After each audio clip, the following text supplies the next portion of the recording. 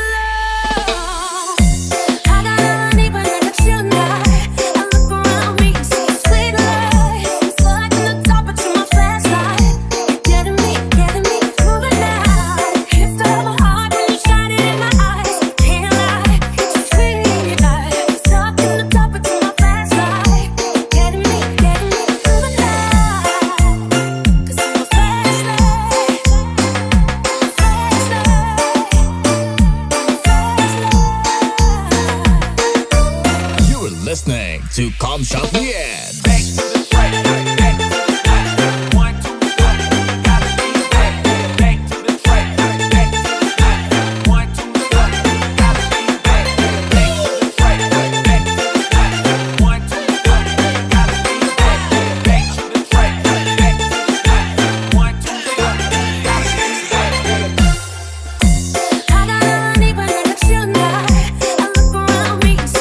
Pinuntahan din natin ang NSCR Bocaue Station. Kung mapapansin nyo, unting-unti na rin dumadami ang paglalagay ng mga roof trusses dito.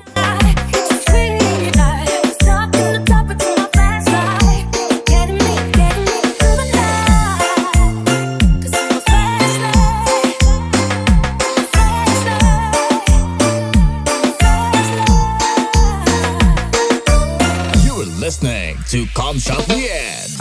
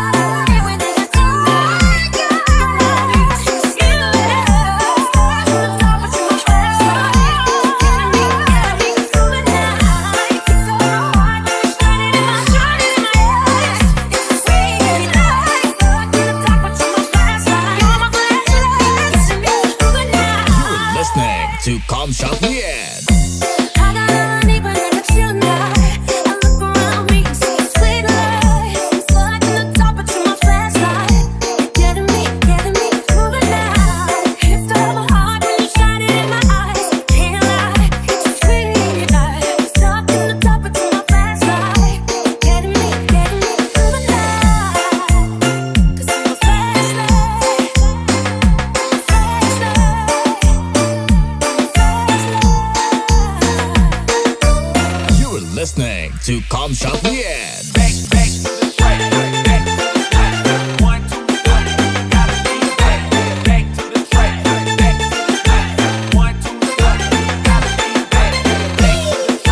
At isa pang maganda dito sa Bukawi Station, meron itong katabing resort. Kunyari, summer, init na init ka, o sakay ka lang ng train, tapos baba ka dito sa NSCR Bukawi Station. Nasa tabi na nito ang isang resort. Okay, kung taga Laguna ka, Calamba, di ba? Manila, sakay ka lang ng NSCR, dire-diretso na to sa resort na to.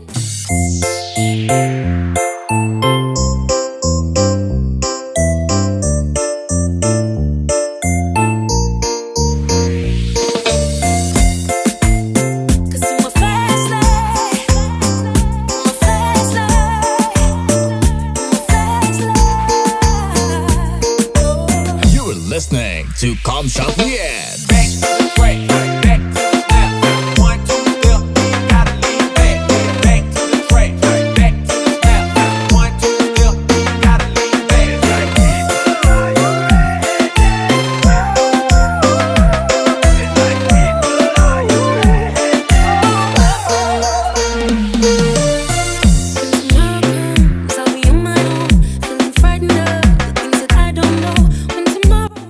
At di naman kalayuan sa NSCR Bukawi Station, naispatan natin kung saan nakatambay ang mga roof trusses. Dito pala nilalagay ito habang nag-aantay na mailagay doon sa station.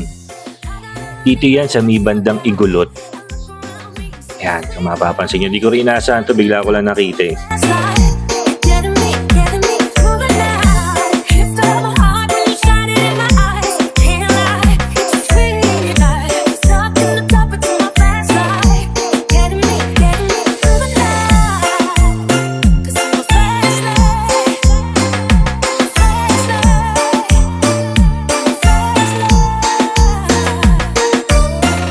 Listening to Com Shop Bien.